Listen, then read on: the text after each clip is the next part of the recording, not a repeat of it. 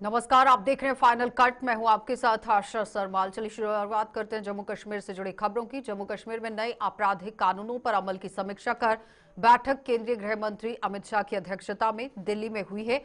अहम ये बैठक हुई और उपराज्यपाल मनोज सिन्हा, सीएम उमर अब्दुल्ला भी इस बैठक में मौजूद रहे।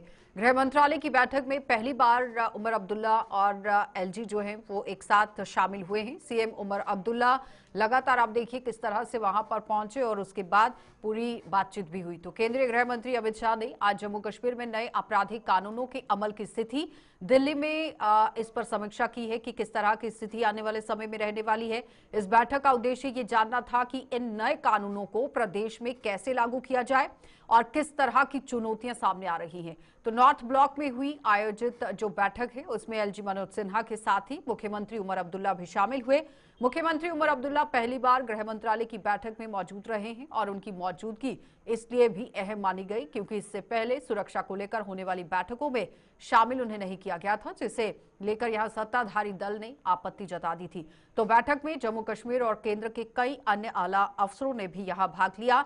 और ये भी बताते चले कि कुछ दिनों पहले मुख्यमंत्री उमर अब्दुल्ला ने गृह मंत्री से मुलाकात की थी, जिसमें जम्मू कश्मीर की सुरक्षा और कानून व्यवस्था सहित कई अन्य मुद्दों पर चर्चा हुई थी। दूसरी ओर एलजी मनोज सिन्हा ने सुरक्षा और कानून व्यवस्था को लेकर जम्मू कश्मीर दोनों संभागों में बैठकें की थी, जिनमें मुख्यमंत्री उमर अब्दुल्ला को शामिल नहीं किया गया था, जिसका नेशनल कॉन्फ्रेंस ने विरोध भी किया था। लगातार एक सिलसिले के तहत जो नए कानून क्रिमिनल लॉज मुल्क में अब लागू किए गए हैं उनकी कहाँ तक इस्तेमाल की जा रही है, कहाँ कमी है, कहाँ इसमें और पेशरफ करने की ज़रूरत है, उस सिलसिले में इस बार जम्मू कश्मीर की बारी आई। जो मंत्री साहब कह रहे थे कि इससे पहले शायद 11 राज्य और यूनियन टेरिटरीज की रिव्यू दी गई। इस सिलसिले में जम्मू कश्मीर का और काफ़ी हद तक जम्मू कश्मीर का इन कानूनों के इम्प्लीमेंटेशन में रोल ठीक रहा। एक आध जगह जहाँ पे थोड़ी सी कमज़ोरी रही है उसका जिक्र हुआ, उसको भी दुरुस्त किया जाएगा। और जहाँ तक लोगों की चुनी हुई हुकूमत, इलेक्टेड गवर्नमेंट का सवाल है, हालांकि यूनियन टेरिटरी में कानून का लागू करना हमारी जिम्मेदारी नहीं है, लेकिन क्योंकि ये नए कानून हैं और कानून का लागू करना एक तरफ, कानून की जानकारी भी लोगों को होनी चाहिए। कानून की जानकारी लोगों को ज़्यादा हो उसके लिए इलेक्टेड गवर्नमेंट को जो है थोड़ी सी पेशरफ्त और करनी होगी, चाहे यूनिवर्सिटीज़ के लेवल पे, हमारे कॉलेजेस के लेवल पे, सोशल या पॉलिटिकली असेंबली में। तो इस पर भी चर्चा हुई और जो हमें करना होगा हम कर लेंगे। अब सिक्योरिटी को लेकर फ़िलहाल इस मीटिंग में कोई बात नहीं हुई। अलहदा जब गृह मंत्री साहब से मेरी पार्लियामेंट में मुलाकात हुई थी तो उस वक्त जम्मू कश्मीर के हालात की ये मीटिंग और उन मीटिंगों में अंतर है। ये मीटिंग नए कानून और उन नए कानूनों के इस्तेमाल के बारे में था। वो मीटिंग्स जो हैं वो सिक्योरिटी रिलेटेड थी। चलिए, अगर सिक्योरिटी रिलेटेड मामलों में लोगों के चुनी हुई हुकूमत को शामिल ना करने का। तो जम्मू कश्मीर के प्रवेश द्वार लखनपुर में आज पकड़ी गई क्रेटा गाड़ी से 2 करोड़ रुपए से ज्यादा की नकदी बरामद हुई है। पुलिस ने कार में सवार श्रीनगर के 2 लोगों को हिरासत में लिया है, जिनसे पूछताछ की जा रही है। ये मामला चूंकि आयकर विभाग के अधीन आता है, लिहाजा आयकर विभाग भी दोनों से अपने अपने स्तर पर पूछताछ करने में जुटे हुए हैं। कठुआ के एसएसपी शोभित सक्सेना ने बताया कि ये दोनों दिल्ली से जम्मू कश्मीर में दाखिल हुए थे और ये पुख्ता सूचना के आधार पर इन दोनों की धरपकड़ कर ली गई। नकदी कार में यहां सीटों के नीचे आप देखिए बनाई गई विशेष जगह में छिपाई गई थी और दोनों से पूछताछ की जा रही है ताकि दूध का दूध और पानी का पानी किया जा सके।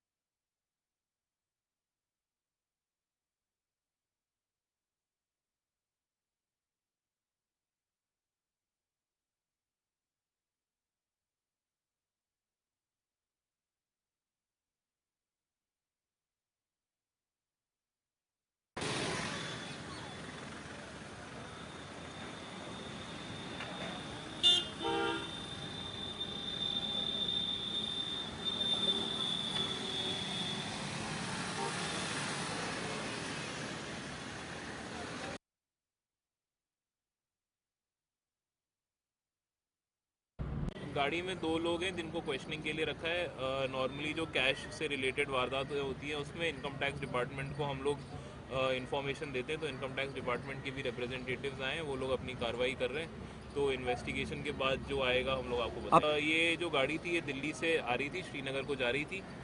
इसमें कैश था और कैश सहित 2 लोग थे गाड़ी में। तो उसमें अब जो बाकी लीगल फॉर्मेलिटीज़ हैं वो चल रही हैं। कैश काफ़ी ज़्यादा है, अभी एग्जैक्ट फिगर मेरे पास नहीं है, लेकिन वो करीब 3 करोड़। हाँ वो नहीं, वो करीब 2 करोड़ प्लस है अभी तक। तो अभी जितना फाइनल फिगर होगा मैं आपको बताऊंगा।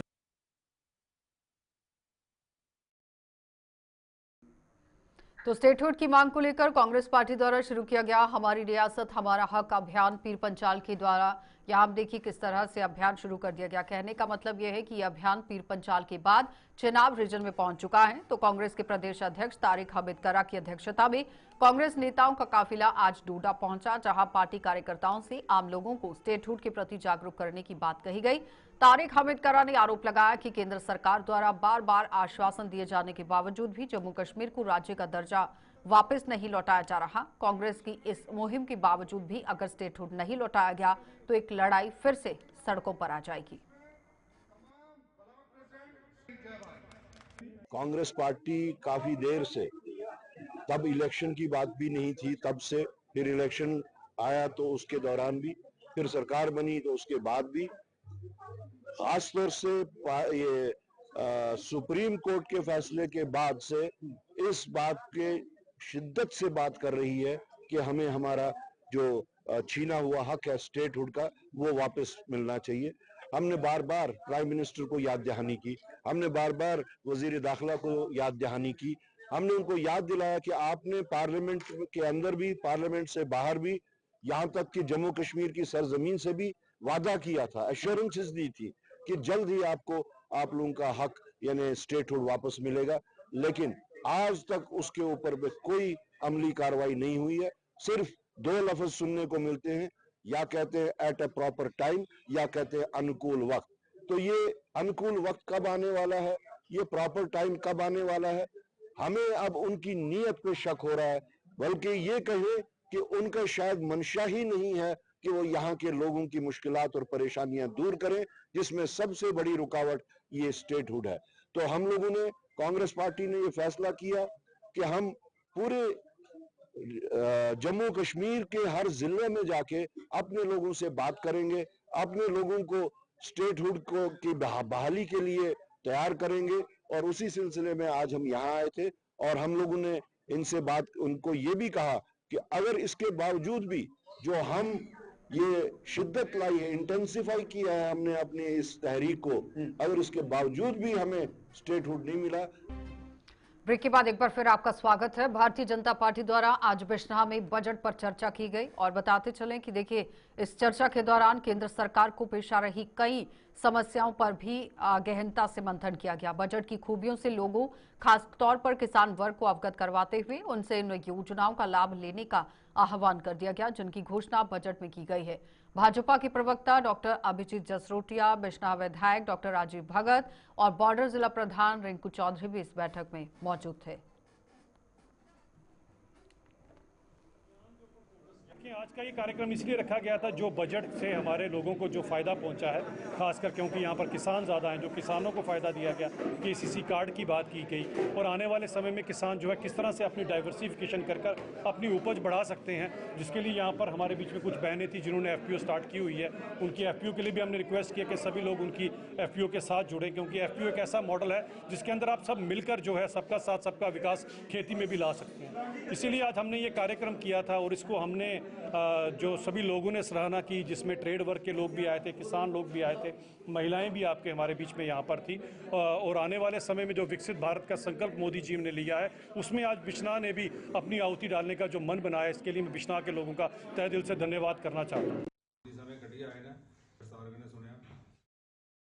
तो कश्मीरी पंडितों की संस्था पनन कश्मीर की ही केंद्र सरकार के आतंकवाद के प्रति नीतियों पर सवाल उठाए गए हैं और पनन कश्मीर का कहना है कि यहां पर आप देखिए मात्र आतंकवादियों के खात्मे से आतंकवाद खत्म नहीं होगा, बल्कि आतंकवाद का समर्थन करने वाली उन शक्तियों का खात्मा करना पड़ेगा जो प्रशासन के तंत्र के भीतर पनप रही है। तो जम्मू में आज एक प्रेस कॉन्फ्रेंस को संबोधित करते हुए पनन कश्मीर के अध्यक्ष अश्वनी चुरुंगू ने सरकार से अतिरिक्त यहां पर आप देखिए काम करने की कोशिश पर बल दे दिया है और आंतरिक व्यवस्था का निरीक्षण करने की सलाह दे दी। उन्होंने ये भी कहा कि आतंकवाद का मसला बढ़ रहा है और इसे कम ना समझा जाए और कश्मीर का जो जिहाद है तब तक खत्म नहीं होगा जब तक कश्मीर का विभाग कर यहाँ आप देखिए कश्मीरी हिंदुओं के लिए जो पनन कश्मीर का निर्माण है वो नहीं किया जाता। जो आतंकवादी फंस गया या जो आतंकवादी पकड़ में आ गया उसको उसके खिलाफ आपने कार्रवाई की और आपने आतंकवाद को खत्म किया।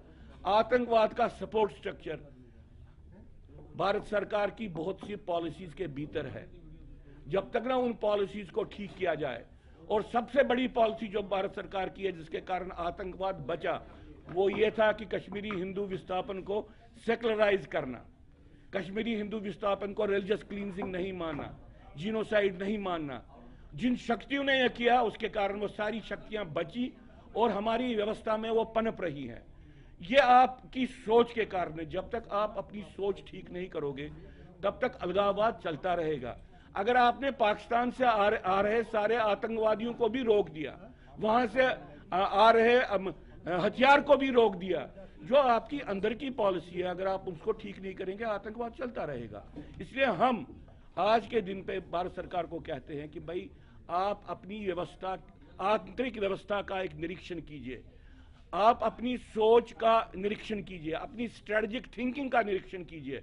इसमें बहुत सी बातें ऐसी हैं जिसके कारण आतंकवाद को डायरेक्टली या इनडायरेक्टली पोषण मिला है, अलगाववाद को डायरेक्टली और इनडायरेक्टली पोषण मिला है।